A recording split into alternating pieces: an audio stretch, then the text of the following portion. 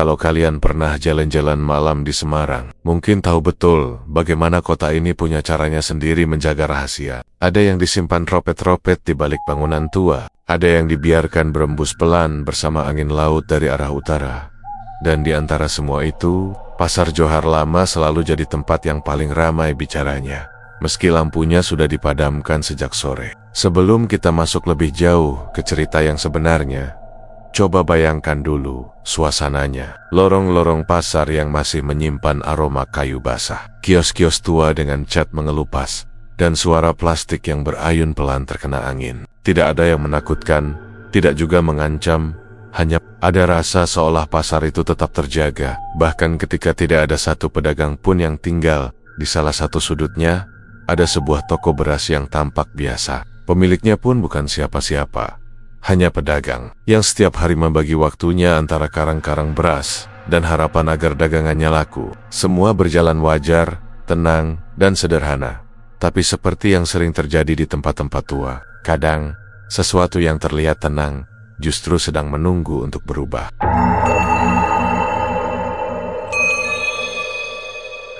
Pagi di Pasar Johar Lama selalu punya ritme yang khas. Sebelum matahari muncul sepenuhnya, suara-suara kecil sudah mulai bangun terlebih dulu. Suara gesekan gembok dibuka, langkah pedagang yang menyeret sandal, sampai derit seng kios yang didorong pelan. Udara pagi bercampur antara bau kayu basah, rempah yang tertinggal dari semalam, dan sedikit aroma asin yang dibawa angin dari arah laut. Pasar ini seperti tubuh tua yang tetap berusaha bergerak meski sendi-sendi mulai kaku.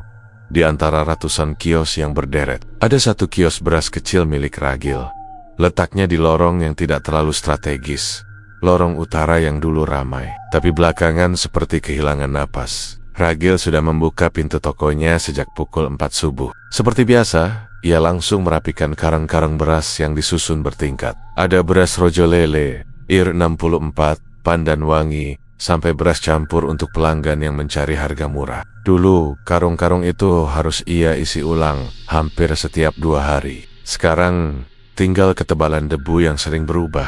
Ragil bukan orang yang mudah mengeluh. Ia dikenal sebagai pedagang yang rajin dan tidak pernah menolak pembeli, meski untungnya kecil. Orang-orang sering bilang Ragil mirip almarhum ayahnya, ramah tapi kaku, bicara seperlunya, dan jarang sekali duduk santai. Tapi belakangan, bahkan sikap keras kepala seperti itu tidak cukup untuk melawan keadaan. Sepi lagi, Gil? Tanya Pak Wir, pedagang gula yang kiosnya tepat di depan. Ragil menoleh sambil tersenyum tipis. Iya Pak, belum tahu kenapa, rasanya makin sedikit orang yang lewat sini. Pak Wir mengangkat bahu. Lorong sini sudah kalah sama bangunan baru. Pembeli banyak yang pindah ke blok selatan. Lebih terang, lebih bersih, katanya. Ragil mengangguk, walaupun ia sudah mendengar alasan itu berkali-kali. Pasar Johar Lama memang sedang dibenahi. Beberapa bagian sudah dibuka kembali setelah renovasi besar-besaran. Dan pembeli lebih suka tempat yang kelihatan baru. Kios Ragil kebetulan berada di bagian yang belum tersentuh banyak perbaikan. Lantainya masih pecah-pecah. Temboknya masih meninggalkan bercak hitam bekas banjir rob bertahun-tahun. Ia tahu situasi pasar sedang berubah, tapi ia tidak punya tempat lain untuk pergi. Modalnya kecil, dan usaha beras bukan sesuatu yang mudah dipindah ke tempat lain. Ia sudah di sini sejak masih ikut ayahnya berdagang. Kios ini seperti rumah kedua yang ia rawat dengan segala kekurangannya.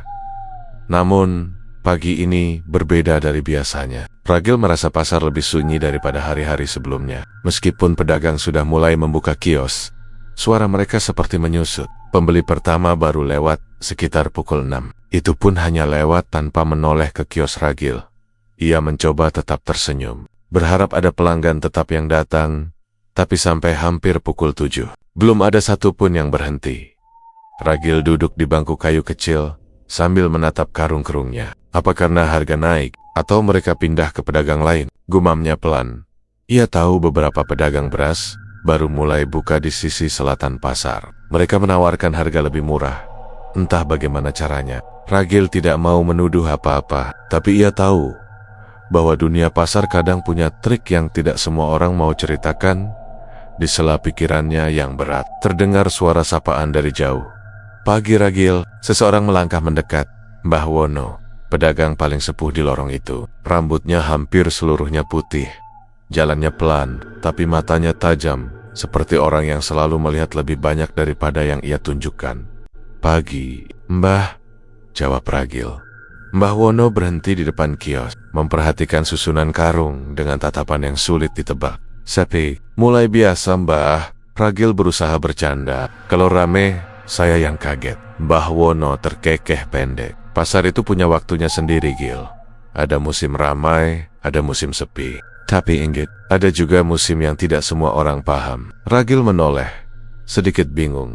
"Maksudnya gimana, Mbah?" Mbah Wono hanya tersenyum, lalu menepuk bahu Ragil pelan. "Nanti kamu paham sendiri. Yang penting, jangan menyerah dulu." Setelah itu, beliau berjalan pergi, menyisakan kalimat yang terdengar ringan, tapi entah kenapa terasa menggantung. Ragil mencoba mengabaikannya dan kembali merapikan tokonya, tapi hatinya tetap gelisah. Ia bukan tipe orang yang percaya hal-hal aneh. Namun beberapa ucapan Mbah Wono selalu terasa seperti punya dua lapis makna, hingga matahari naik lebih tinggi dan pasar mulai bergerak tanpa arah. Ragil tetap di sana, menunggu, berharap, dan bertanya-tanya sampai kapan ia bisa bertahan. Tak ada kejadian besar hari itu, hanya hari yang semakin panjang tanpa kepastian.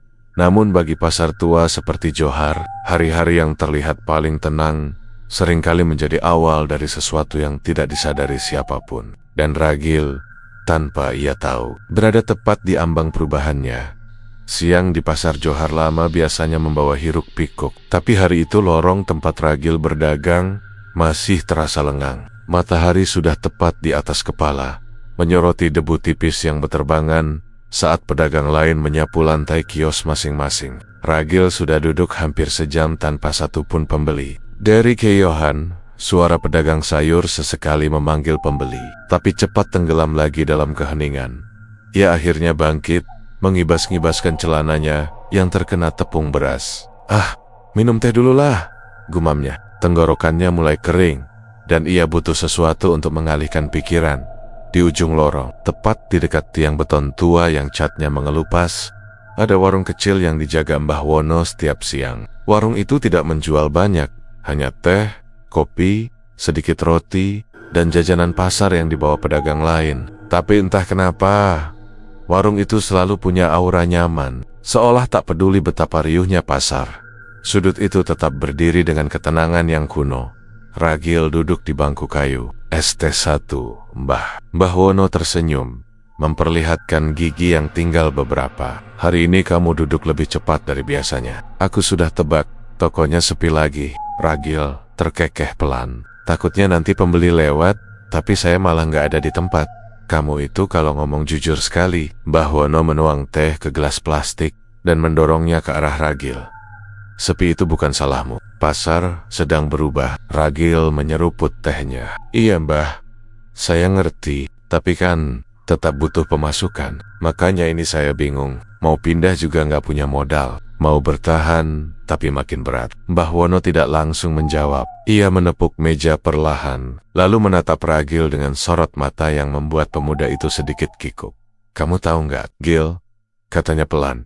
"Pasar ini dari dulu memang hidup, bukan hidup dalam arti ramai saja, tapi hidup seperti manusia. Ada yang dijaga, ada yang dituntut, kadang memberi, kadang mengambil." Ragil tertawa kecil, berusaha menganggapnya bercanda. "Hidup gimana maksudnya, Mbah? Kayak orang punya perasaan gitu?" Mbah Wono tidak tertawa. "Lebih dari itu." Ragil spontan terdiam.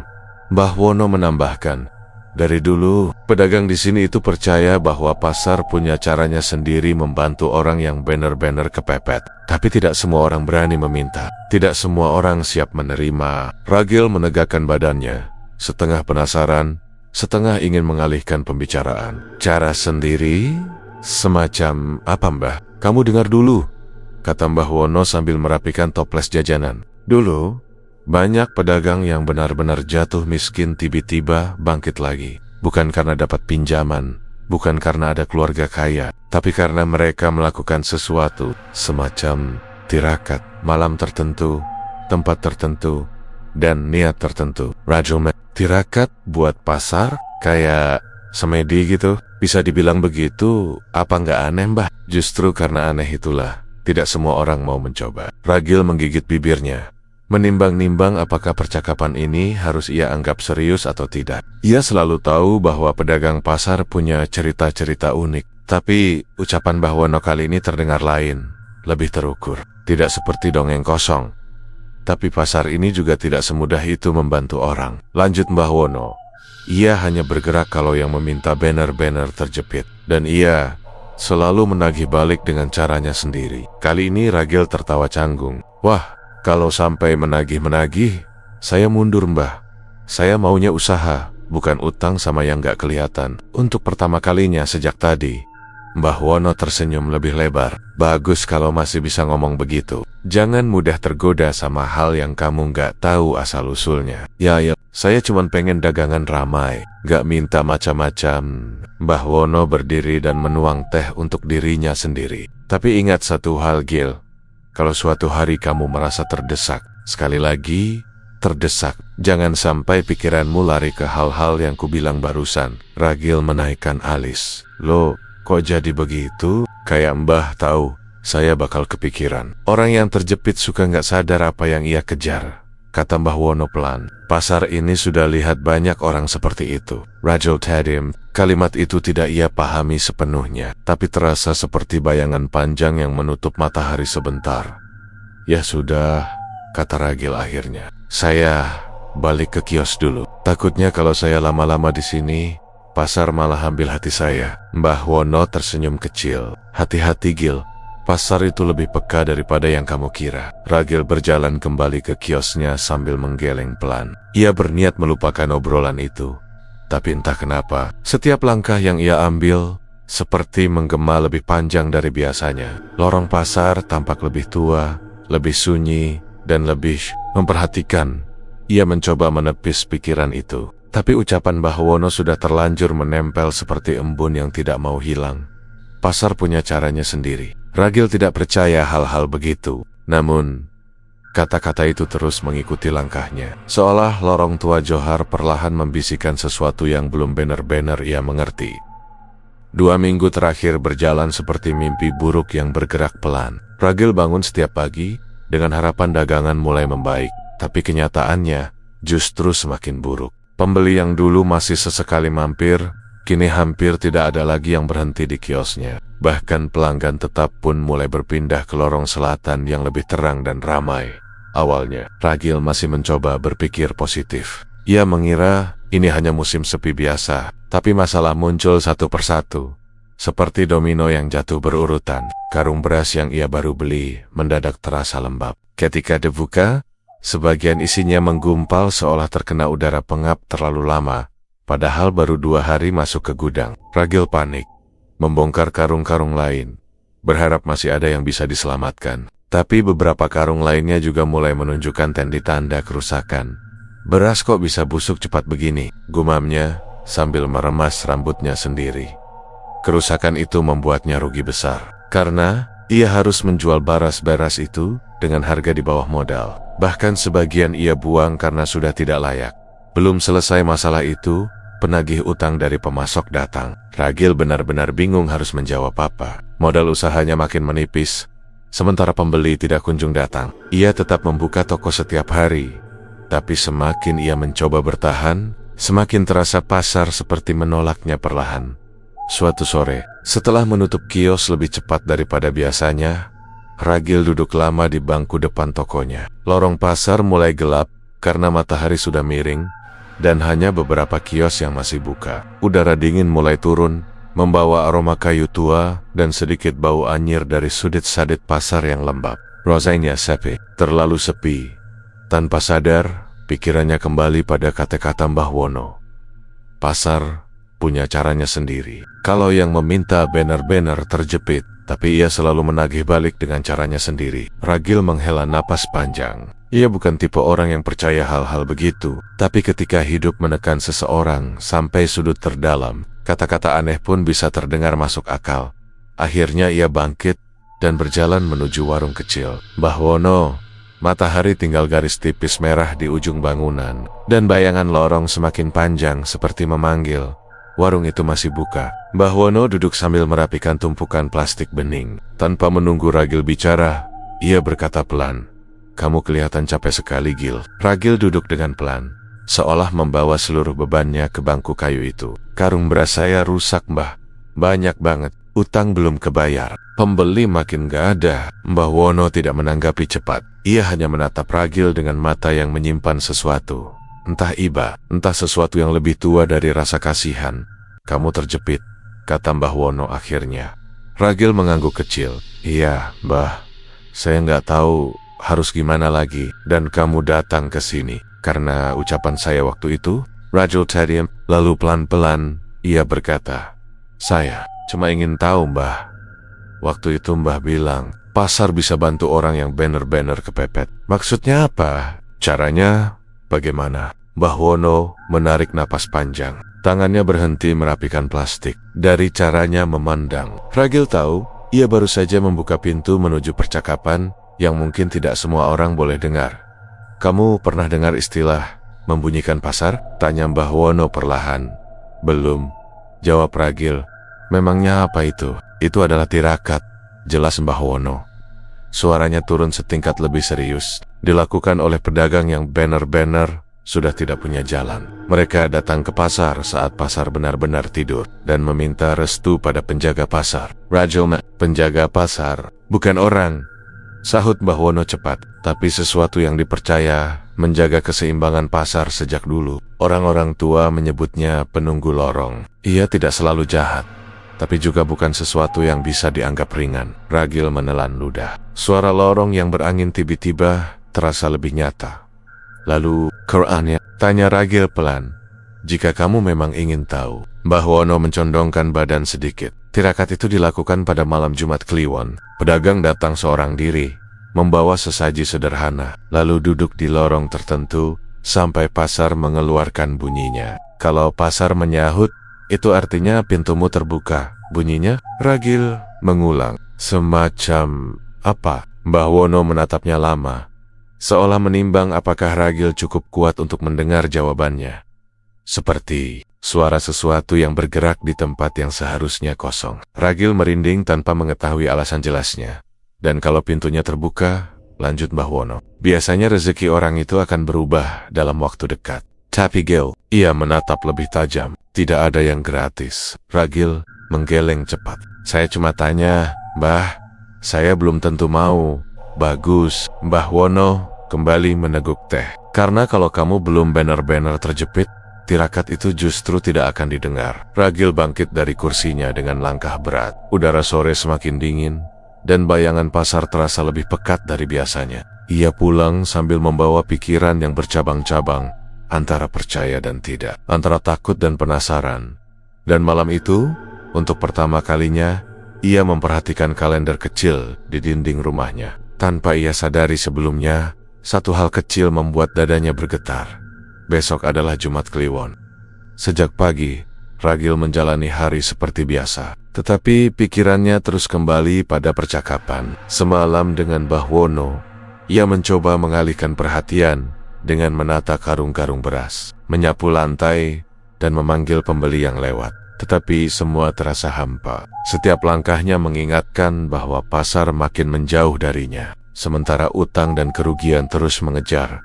Ketika hari menjelang sore, Ragil sudah mengambil keputusan yang ia sendiri tidak yakin benar atau salah. Ia ingin mencoba tirakat yang disebut Mbah Wono, bukan karena ia percaya sepenuhnya, tetapi karena ia tidak punya banyak pilihan lain. Ia terlalu terjepit untuk sepenuhnya menolak, dan terlalu waras untuk langsung percaya. Maka ia justru berakhir di tengah-tengah tempat yang paling berbahaya, penasaran. Menjelang maghrib, Ragil pulang sebentar untuk mengambil apa yang ia butuhkan. Sesaji yang diminta Mbah Wono sederhana saja. Segelas air putih, sejumput beras, dan sepotong roti tawar. "Tidak perlu yang aneh," kata Mbah Wono. "Yang penting niatmu jelas." Ragil meletakkan 3 benda itu dalam tas kanvas kecil. Setelah makan seadanya, ia duduk di depan rumah sambil menunggu waktu berjalan. Suasana di luar semakin sepi, sementara di dalam dadanya, kegelisahan mulai mendesak. Ia tidak pernah melakukan hal seperti ini sebelumnya. Bahkan saat remaja, Ia bukan tipe orang yang suka koba-koba urusan mistis. Tetapi malam ini ada sesuatu yang membuatnya tetap bertahan pada keputusannya.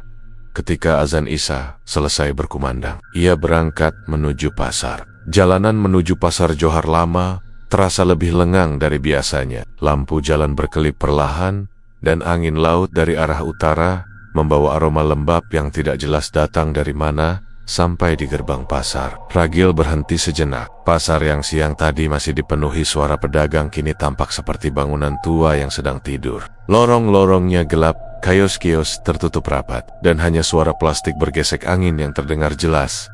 Dengan langkah pelan, Ragil masuk ke dalam. Setiap sudut pasar tampak berbeda saat malam. Tidak ada cahaya matahari yang membuatnya terlihat akrab. Yang ada hanya bayangan tebal yang menumpuk dalam lipotan-lipotan langit-langit fasad tua. Ragil merinding, tapi ia terus berjalan menuju lorong yang disebutkan Bahwono, lorong Sungging, lorong yang sudah lama dihuni pedagang kain dan bahan jahit. Sampai di tengah lorong, Ragil berhenti. Tempat itu benar-benar sunyi, seolah seluruh pasar menahan napas. Ia meletakkan tasnya, mengambil sesaji satu persatu, dan menatanya di atas lantai yang sedikit retak. Setelah itu, ia duduk bersila dan menarik napas panjang. "Doanya apa, Mbah?" tanya Ragil tadi siang. "Kalau kamu sanggup-sanggup ingin mencoba, cukup ucapkan apa yang kamu butuhkan. Tidak ada mantra khusus. Kamu hanya perlu jujur pada pasar." Jadi Ragil memejamkan mata, lalu mengucap pelan, nyaris seperti gumaman, "Saya cuma ingin dagangan saya tidak mati, pasar. Saya cuma ingin tetap bisa hidup dari tempat ini, seperti dulu." Tidak ada yang menjawab. Hanya suara angin yang menyelinap melalui celah-celah atap. Ragil duduk lebih lama, mencoba mengikuti apapun yang ia pikir bisa membuat ritual itu terdengar. Ia menenangkan napasnya, mencoba tidak memikirkan hal-hal buruk. Tetapi semakin ia diam, semakin pasar terasa hidup. Bukan ramai, tapi hidup dengan cara yang tidak seharusnya dialami oleh bangunan. Beberapa menit berlalu, atau jam, Ragil tidak yakin. Tiba-tiba ia mendengar sesuatu. Suara sangat pelan, muncul dari arah jauh, seperti kain yang terseret, atau papan kayu tua yang bergerak sendiri. Ia membuka mata sedikit, menoleh ke kiri dan kanan, tetapi lorong tetap kosong. Lalu suara itu muncul lagi, pelan, ritmis, seolah berirama, gekar, jisik. Bukan langkah manusia, bukan juga suara hewan. Lebih mirip suara bangunan yang bernafas. Ragil menegakkan badan, tangannya sedikit bergetar. Ia tidak yakin apakah ia sedang berhalusinasi atau memang mendengar sesuatu yang seharusnya tidak terdengar. Suara itu tidak semakin dekat, tapi juga tidak menjauh, seperti berasal dari seluruh lorong sekaligus. Ia menahan napas. Dalam hati ia mencoba meyakinkan diri bahwa itu hanya suara angin atau suara seng yang memuai karena perubahan suhu. Tetapi entah mengapa, ia tahu bahwa penjelasan itu tidak cukup. Ada sesuatu di dalam pasar yang sedang bergerak, sesuatu yang seperti merespon kehadirannya. Ragil menelan ludah. Ia memutuskan menunggu sedikit lagi, setidaknya sampai suara itu berhenti. Tapi justru pada saat itu, suara itu perlahan mereda sendiri, seperti benar-benar menarik napas panjang sebelum kembali diam total. Dan setelah itu, hening, sangat hening, sampai Ragil dapat mendengar degup jantungnya sendiri. Ia mengemasi sesaji perlahan, tidak tertinggal apapun, lalu berdiri, menatap lorong yang kembali seperti biasa. Tidak ada tanda apapun telah terjadi, tidak ada sosok atau bayangan. Hanya Ragil seorang diri di pasar tua yang tertidur, ditemani suara plastik yang berayun pelan. Dalam perjalanan pulang, Ragil tidak mengatakan apa-apa. Tidak pada penjaga malam yang ia temui di luar pasar. Tidak pada siapapun. Ia ingin menganggap seluruh ritual itu hanya percobaan bodoh yang tidak ada hasilnya. Tapi jauh di lubuk hatinya, ia tahu ia telah mendengar sesuatu. Sesuatu yang tidak seharusnya ada. Dan meskipun ia mencoba mengabaikannya, bagian kecil dari dirinya, bagian yang paling putus asa, berharap suara itu adalah jawaban. Keesokan paginya, Ragil datang ke pasar dengan perasaan campur aduk. Tidurnya semalam tidak nyenyak, bukan karena takut, tapi karena pikirannya terus memutar kembali suara aneh dari lorong Sunggi. Ia mencoba membujuk dirinya sendiri bahwa semua itu hanyalah efek kelelahan dan kecemasan. Tetapi begitu ia menapaki pintu masuk pasar, ada perasaan lain yang muncul seperti ada sesuatu yang menunggu. Toko berasnya tampak seperti biasa. Karung-karung disusun rapi, lantai sudah ia sapu semalam, dan aroma gabah kering bercampur debu pasar. Tetapi suasananya, entah kenapa terasa sedikit berbeda, seolah ruang itu lebih terang dari biasanya. Meski lampu bohlam di langit-langit tak berubah, Ragil baru mengangkat satu karung ke atas meja ketika seorang ibu-ibu datang tergesa. "Mas Ragil, ada beras yang pulennya itu enggak? Yang biasa saya beli dulu." Ragil mengangguk, mengambilkan. Setelahnya datang satu pembeli lagi, lalu dua, lalu 5 orang dalam waktu singkat. Mereka datang silih berganti, seolah toko Ragil adalah satu-satunya toko beras di seluruh pasar. Biasanya ia hanya ramai saat akhir pekan atau menjelang tanggal tua, tapi pagi itu, tanpa alasan jelas, tokonya seperti menjadi pusat perhatian. Bahkan pedagang lain beberapa kali melongok heran. "Wah, Ragil lagi mujur nih," ujar salah satu pedagang sayur sambil lewat.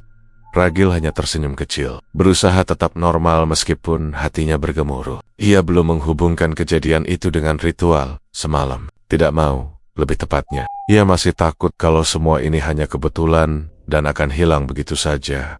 Namun mendekati siang, ketika pembeli tetap berdatangan tanpa jeda, keganjilan itu semakin sulit diabaikan. Ragil sampai tak sempat duduk, tangan dan punggungnya pegal, tapi wajahnya terus berubah cerah. Karung-karung beras yang biasanya tak berpindah tempat hingga seminggu, kini habis satu persatu.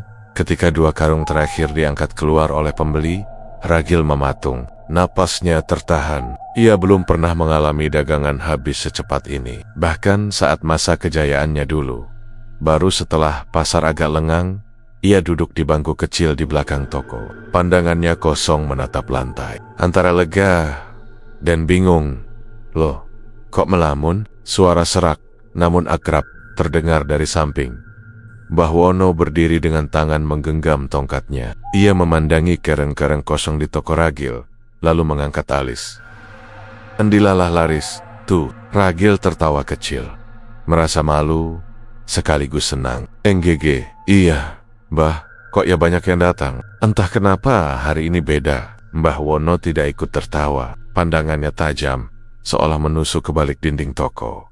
"Bedanya bukan di pembeli," katanya pelan, "tapi di kamu." Ragil menegakkan badan, tiba-tiba gelisah. "Maksudnya, Mbah, semalam kamu sudah mengetuk, nak," ujar Mbah Wono.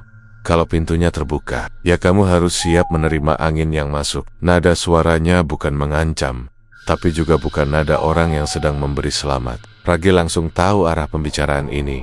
"Tapi saya cuma berdoa, cuma minta rezeki." "Ya, semua orang juga begitu." Mbah Wono menghela napas panjang. Tapi pasar tua ini, Ragil, tidak selalu memberi tanpa menagih. Ragil tertunduk. Kata-kata itu menampar bagian kecil di benaknya, yang sejak pagi ia coba diamkan. Bagian yang berbisik bahwa semua ini pasti berkaitan dengan ritual. Namun Ragil buru-buru menepis ketakutan itu. "Mbah, masa iya cuma gara-gara saya duduk di lorong semalam, jualan saya bisa laris begini?"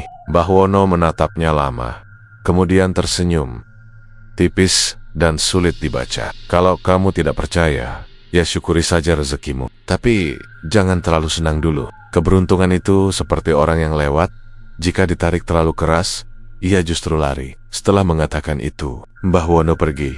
Langkahnya pelan tapi mantap, seolah ia sudah terlalu lama melihat hal seperti ini terjadi. Ragil memperhatikan sosok tua itu hingga menghilang di antara kios-kios. Kata-katanya masih menggantung di udara, tetapi perlahan dihapus oleh rasa senang yang menggelembung di dada Ragil.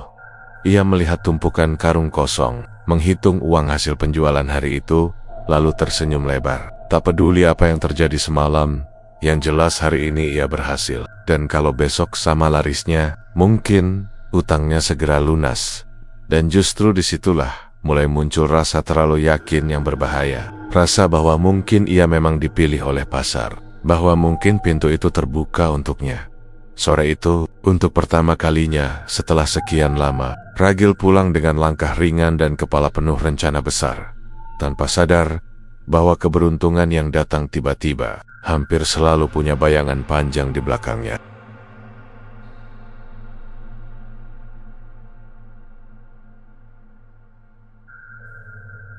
3 hari setelah dagangannya kembali ramai, hidup Ragil seperti berubah. Ia bangun lebih bersemangat, pulang dengan senyum lebar, dan mulai membayangkan hal-hal cerah yang dulu tidak berani ia pikirkan. Setiap pagi pembeli selalu datang tanpa henti, seakan ada magnet yang menarik mereka ke tokonya. Semuanya mengalir terlalu mulus, bahkan bagi Ragil sendiri. Namun di hari keempat, kabar buruk datang dengan cara yang paling menyesakkan dada. Pagi masih basah usai hujan. Semalaman ketika telepon rumah berbunyi, suara adiknya, Ayu, bergetar di ujung sana. Mas, Manu. Ragil langsung duduk. Jantungnya memukul dadanya dari dalam. Hilang, gimana? Kamu di mana sekarang? Ayu menangis, bicara tersendat. Di rumah, Mas, tadi malam dia tidur. Pas pagi aku cek, dia nggak ada. Pintu kebuka. Ada jejak apa gitu? Semua rapat, Mas. Nggak ada yang berubah. Cuma Ranu yang nggak ada. Ragil terdiam. Bukan hanya cemas, ia juga merasa aneh. Rumah Ayu kecil dan sederhana. Jendelanya dipasang teralis. Tidak ada hewan yang bisa masuk, apalagi orang, tanpa meninggalkan jejak.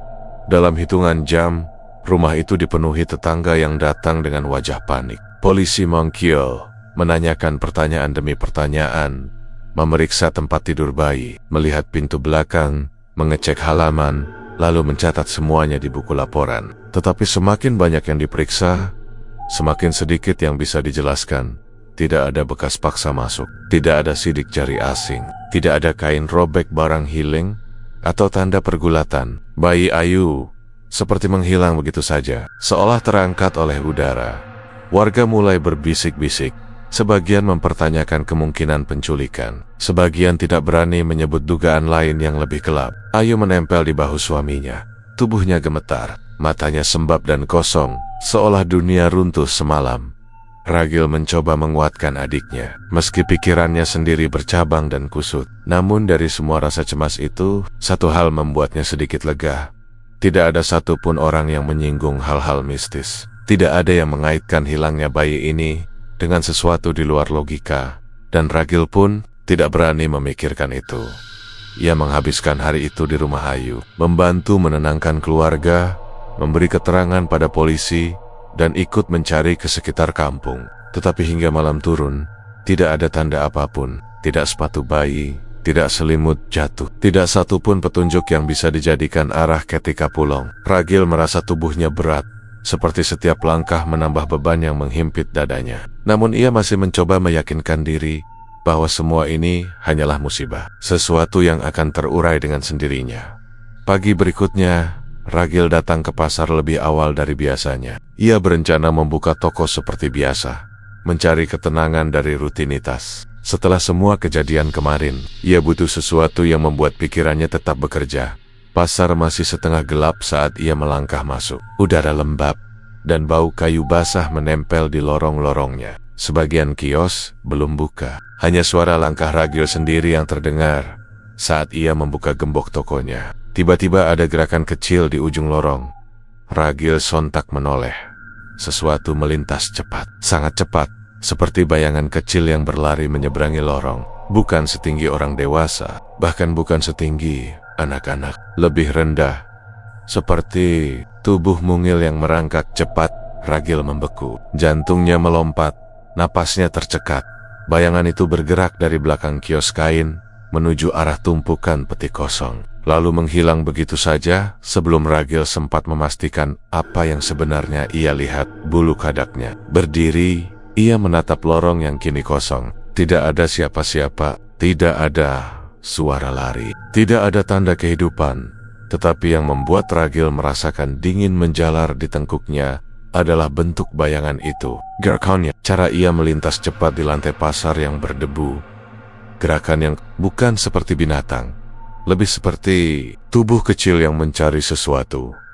Ragil menggeleng cepat, menekan dadanya yang terasa sesak. Ia mencoba menganggapnya sebagai permainan cahaya atau pantulan lampu dari kios lain. Ia bahkan memaksakan senyum tipis sambil mencoba fokus membuka toko. Namun pikirannya mengkhianati dirinya sendiri, karena bayangan itu terlihat begitu nyata. Dan meski Ragil tidak ingin percaya pada hal-hal yang mengganggu batinnya, Gambaran itu terus muncul dalam kepalanya. Tubuh mungil yang bergerak cepat, mirip siluet bayi merangkak. Ragil menutup mata, menarik napas panjang. Ia benar-benar berharap itu hanyalah ilusi. Tapi dalam hening pasar yang masih gelap, ia merasakan sesuatu lain, perasaan sama. Seperti sedang diawasi dari sudut-sudut lorong. Perasaan yang tidak pernah muncul sebelumnya. Perasaan yang mengatakan bahwa mungkin kali ini pasar sedang merespon sesuatu yang jauh lebih besar dari keberuntungan. Sejak melihat bayangan kecil melintas di lorong pasar, Ragil tidak lagi merasa tenang. Sekalipun tokonya masih ramai, setiap pembeli yang datang terasa seperti suara yang jauh. Yang penting hanya uang yang ia masukkan ke laci. Selebihnya ia bekerja dengan pikiran yang tak pernah benar-benar berada di tempat. Malam itu, Ragil pulang lebih cepat dari biasanya. Tubuhnya lelah, tetapi yang membuatnya benar-benar ingin sampai rumah adalah rasa gelisah yang menyelusup seperti angin dingin ke tulang belakangnya. Setibanya di rumah, ia langsung mandi dan mencoba tidur. Namun pikiran tentang bayangan tadi pagi tidak mau hilang. Ia memutar-mutar kemungkinan tikus, kucing, refleksi plastik. Namun setiap kali ia mencoba menalar, bentuk bayangan itu kembali muncul, pendek, mungil, bergerak terlalu cepat dan terlalu rendah untuk ukuran apapun selain. Ia menghentikan pikirannya tepat di situ. Ia tidak ingin menghubungkan satu hal dengan hal lain. Namun, meski tubuhnya memaksa tidur, pikirannya tetap gelisah. Dan akhirnya, mata Ragil terpejam dengan berat. Tidak lama kemudian, ia mulai bermimpi. Awalnya samar, seperti berada di lorong pasar, tetapi jauh lebih sepi dari biasanya. Ia melihat kios-kios gelap berderet, dan palang kayu tua meneteskan air entah dari mana. Lalu, dari kejauhan, muncul benda yang membuat tenggorokannya tercekat. Sebuah keranda kecil, terbuat dari kayu tipis. Warnanya kusam, dan panjangnya bahkan tidak sampai setinggi paha orang dewasa. Keranda itu bergerak sendiri, perlahan, bergetar sedikit, seperti ada sesuatu di dalamnya yang mencoba mengubah posisi. Ragil ingin lari, tapi kakinya tak bisa bergerak. Keranda itu semakin dekat, setiap detiknya seperti menabrak keheningan mimpi. Dan tepat ketika jaraknya tinggal beberapa langkah, terdengar suara ketuk, ketuk, ketuk. Seolah ada tangan kecil mengetuk dari dalam. Ragil tersentak bangun, tubuhnya berkeringat dingin, napasnya memburu. Ia menatap sekeliling kamar, memastikan dirinya tidak lagi berada dalam lorong pasar gelap itu. Tetapi suara detak jantungnya sendiri begitu keras sampai ia tak bisa benar-benar tenang. Mimpi itu terulang lagi malam berikutnya. Namun kali ini bukan hanya keranda kecil. Ragil mendengar suara langkah sangat ringan, hampir seperti langkah seseorang yang belum belajar berjalan. Lalu bisikan halus, lirih, dekat sekali di telinganya. Pengganti. Ragil terbangun dengan tubuh menggigil. Ia meraih dada, merasakan jantungnya berdetak sangat cepat. Tidak mungkin itu hanya mimpi biasa. Tidak mungkin suara itu muncul dari kepalanya sendiri. Saat subuh tiba, Ragil bahkan tidak sempat berpikir untuk membuka toko. Ia duduk di ruang tamu selama hampir sejam, mencoba mengumpulkan keberanian. Ia memutuskan untuk tidak pergi ke pasar hari itu. Butuh menarik napas. Namun keputusan itu justru membuatnya semakin ketakutan. Ketika matahari mulai naik, ada ketukan di pintu. Pelan, Ragil mengintip dari jendela. Tidak ada siapa-siapa, hanya daun-daun mangga jatuh tertiup angin. Beberapa menit kemudian, suara itu muncul lagi, kali ini dari belakang rumah. Ketukan pendek, ringan, seolah dilakukan jari-jari mungil. Ragil merinding. Tubuhnya, ia tidak berani membuka pintu. Ia tidak berani memanggil siapapun. Ia hanya duduk, menahan napas, menunggu suara itu berhenti. Ketika akhirnya berhenti, Ragil langsung mengemasi beberapa barang seadanya dan keluar dari rumah. Ia memilih pergi ke pasar, tempat yang seharusnya ramai dan penuh manusia. Di sana, ia berharap bisa berlindung dari pikiran-pikiran gila yang mulai menjejalinya. Namun yang membuat Ragil benar-benar takut adalah apa yang terjadi saat ia sampai di pasar Johar. Pasar masih setengah ramai. Beberapa pedagang menyapa, beberapa pembeli mondar-mandir, dan toko Ragil sudah ditunggu 2 orang pelanggan. Padahal ia belum membuka apa-apa. Gembok tokonya masih terpasang, tapi para pembeli berdiri di depan tokonya, seolah tahu ia akan datang. Bahkan mereka tersenyum melihat Ragil muncul. "Mas Ragil, saya nunggu dari tadi," kata salah satunya. "Beras yang kemarin bagus banget. Saya mau beli lagi," ujar yang lain. Ragil menelan ludah. Bukankah ia tidak memberitahu siapapun bahwa ia akan datang terlambat? Bukankah hanya dirinya sendiri yang tahu ia berniat libur hari ini? Namun pasar tampak seperti mengantisipasi kedatangannya, seolah apapun yang menghantui Ragil di rumah tadi kini mengikutinya ke sini, mengawalnya, menjagainya agar tetap berada di pasar. Saat membuka gembok, Ragil sempat menoleh ke lorong tempat ia melihat bayangan kecil beberapa hari lalu. Lorong itu kosong, tapi terasa lebih gelap dari biasanya. Dan untuk sesaat, Ragil merasa pasar tidak hanya menunggu rezekinya kembali. Pasar sedang memperhatikannya. Mungkin menagih sesuatu, mungkin menunggu sesuatu yang lebih besar dari sekadar dagangan laris. Sejak mimpi-mimpi aneh itu, Ragil hidup seperti berada dalam kabut tebal. Ia membuka toko, melayani pembeli, dan menghitung uang seperti biasa. Tetapi pikirannya terus melayang-layang. Setiap langkah kecil yang ia dengar, setiap suara gesekan dari balik kios, semuanya terasa seperti ada makna lain. Tubuhnya bekerja, tetapi batinnya tidak pernah benar-benar hadir. Sore itu, setelah pasar mulai sepi, Ragil duduk termenung di bangku kayu. Ia tidak sadar ketika seseorang mendekat, sampai suara serak memecah keheningan. "Kowe kok tambah pucat, Le?" Ragil menoleh. Mbah Wono berdiri tidak jauh, menatapnya dengan mata yang terlihat lebih gelap dari biasanya. Bukan gelap karena usia, tapi seperti mengandung sesuatu yang sudah terlalu lama ia simpan. Ragil mencoba tersenyum, tapi bibirnya terasa kaku. "Mbah, belakangan ini saya susah tidur." Mbah Wono menghela napas. Perlahan ia duduk di bangku sebelah Ragil. "Cerita saja, Ragil. Saya tahu kamu lihat sesuatu." Kata-kata itu membuat Ragil merasakan dingin menjalar dari punggung ke tengkuknya. Ia ragu, tapi akhirnya ia membuka mulut, menceritakan tentang bayangan kecil yang melintas, tentang mimpi keranda, tentang bisikan pengganti, dan ketukan aneh yang muncul di rumahnya. Mbah Wono mendengarkan dalam diam, namun Ragil bisa melihat perubahan halus di wajahnya. Kerutan yang mengencang, rahang yang mengeras. Saat Ragil selesai, pria tua itu memejamkan mata sebentar. "Seharusnya kamu tidak meneruskan ritual itu," katanya lirih. "Seharusnya kamu berhenti sejak awal." Ragil menatapnya bingung. "Saya cuma duduk, Mbah. Cuma naruh sesaji sederhana, itu saja."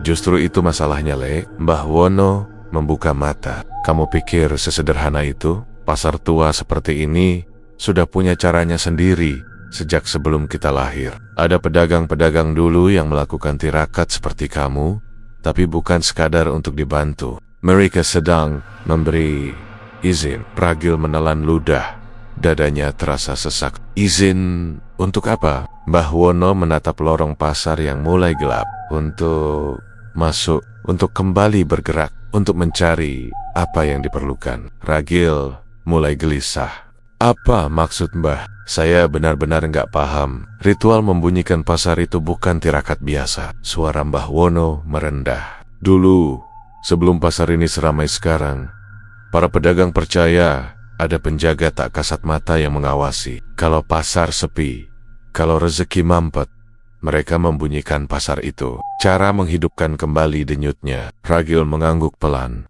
masih mencoba mengaitkan semuanya. Tapi setiap denyut ada harganya. Lanjut Mbah Wono.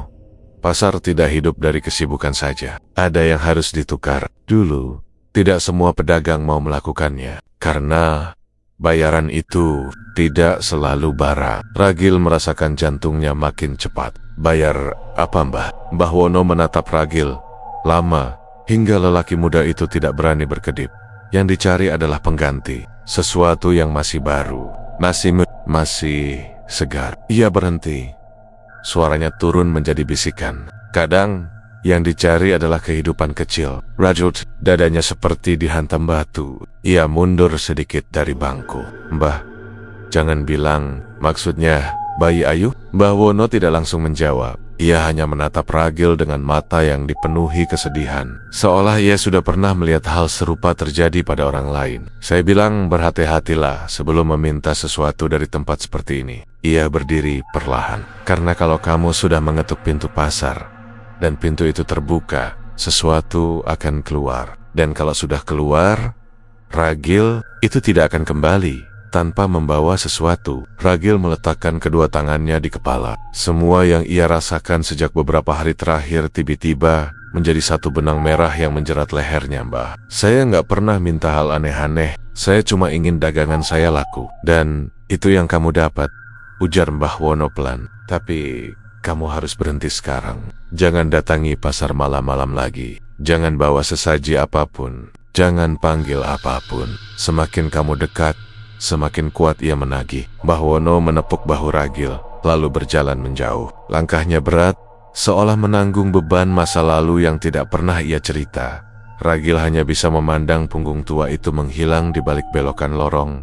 Malamnya, Ragil tidak bisa tidur. Kata-kata Mbah Wono terus mengusik kepalanya. Jika apa yang dikatakan itu benar, jika ritual itu benar-benar memanggil sesuatu dari dalam pasar, maka apa yang ia lihat beberapa hari lalu bukan imajinasi, dan suara-suara di mimpinya bukan sekadar stres. Namun ketika ia akhirnya bisa terlelap karena kelelahan, malam itu memberi jawaban dengan caranya sendiri.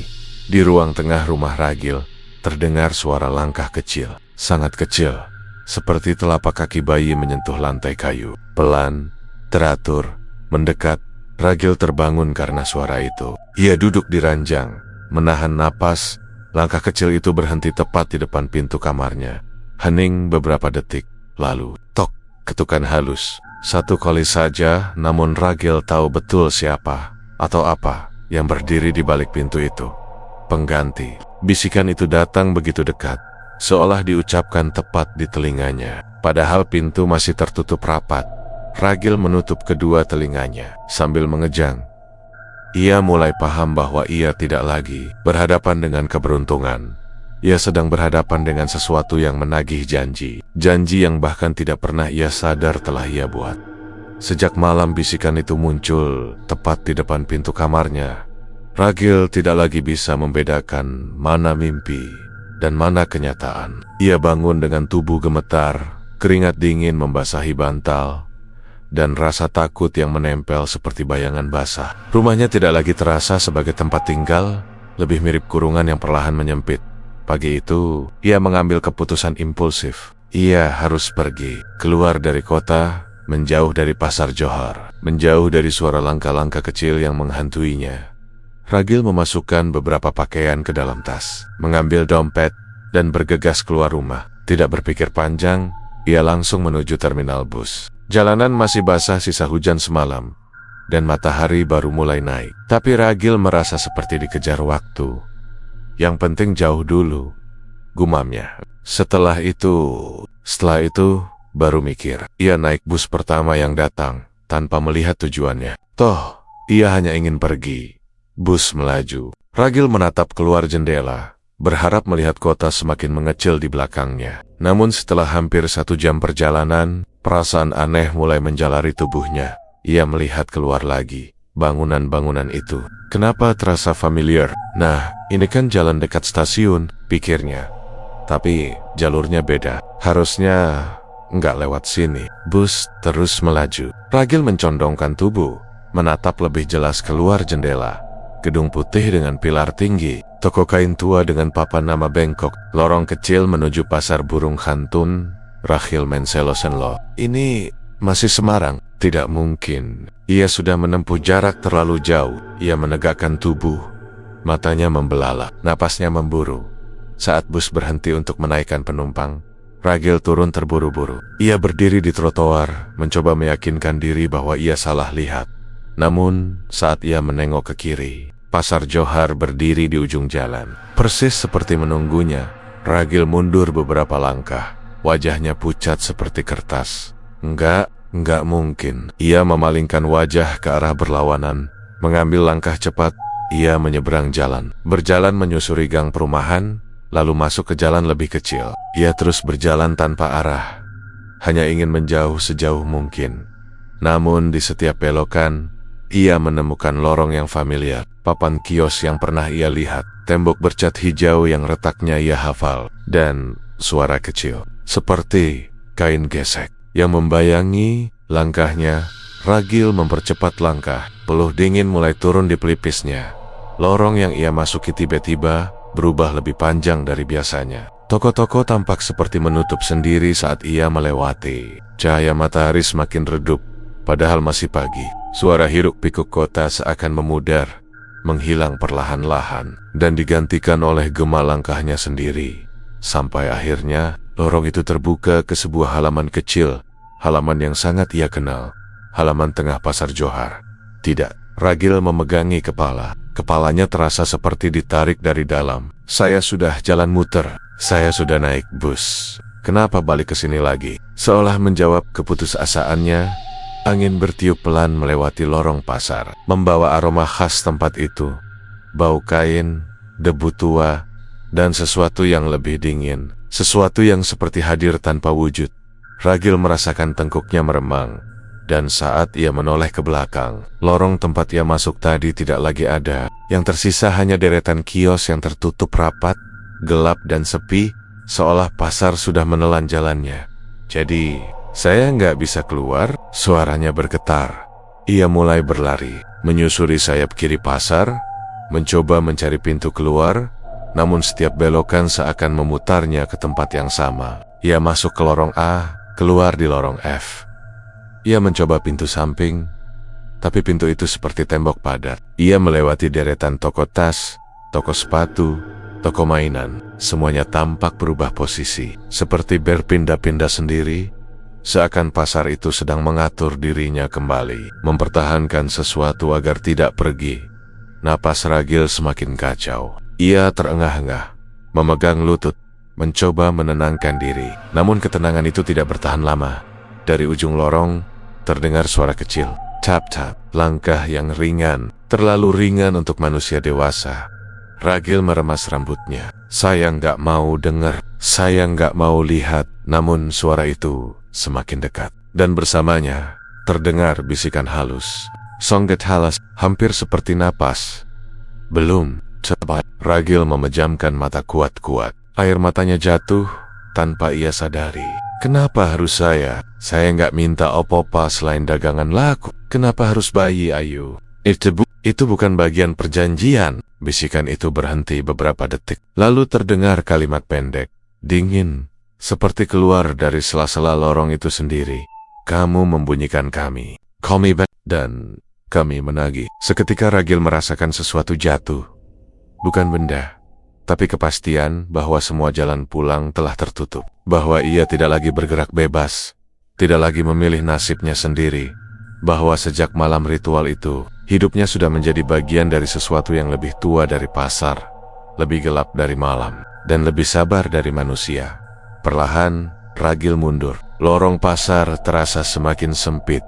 Lalu, apa yang harus saya lakukan? Suaranya pecah. Tidak ada jawaban. Hanya suara langkah kecil yang kini terasa begitu dekat. Sangat, seperti berada tepat di belakangnya. Langkah kecil di belakang Ragil berhenti tepat ketika ia menoleh dengan gemetar. Tidak ada apapun di sana. Tidak ada sosok, tidak ada bayangan yang bergerak, tidak ada yang terlihat. Tapi lorong pasar dipenuhi rasa keberadaan yang tebal. Seperti udara yang terlalu padat untuk dihirup. Kalau saya nggak kasih, apa yang bakal terjadi? Suara Ragil pecah, hampir tak terdengar. Sunyi. Lalu suara itu datang, berat dan tembus dingin, seperti berasal dari tubuh pasar sendiri. Pasar memberi, pasar mengambil. Kamu membuka pintunya, kamu yang harus menutupnya. Ragil menelan ludah. Tangannya berkeringat dingin. Ia sadar betul apa yang dimaksud menutupnya. Ia sadar itu berarti menyerahkan yang pasar minta, bayaran yang seharusnya dibawa sejak ritual dilakukan. Bayaran yang hilang atau diambil bayi Ayu.